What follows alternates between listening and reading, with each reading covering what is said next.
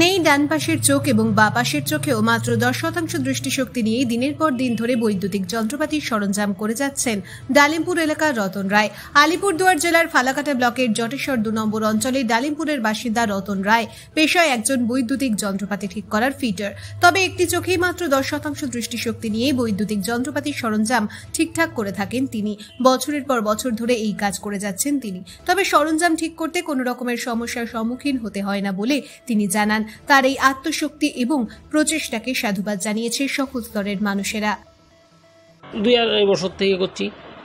আমাদের এই ডালিমপুর এলাকার এই জায়গায় তো সেরকম ব্যবসা নাই, ছোট্ট দোকান, ওইটা দিয়েই আমি কাজ করে আর কি সংসারটা কোনো মতনে চালাচ্ছি আর কি। আপনি কিভাবে কাজ করছেন? আপনি তো একটু কম দেখেন নাকি এমনটাই জানা যাচ্ছে, এবং কি বলবেন? কমই তো দেখি, আমি তো খুব কষ্ট করে কাজ করতে লাগে। এখন কি করি, উপায় তো নাই। আমাকে তো কোনো কোম্পানিও নেবে না, বা কোনো জায়গায় তো আমি হাজিরা করতে পারবো না। এই কষ্ট করে কোনো মতনে করতে লাগে আর কি। মানে আপনার একটা চোখ দিয়ে দেখে করেন নাকি? হ্যাঁ, একটা চোখ দিয়া। আপনার নাম দাদা? আমার নাম রতন রায়।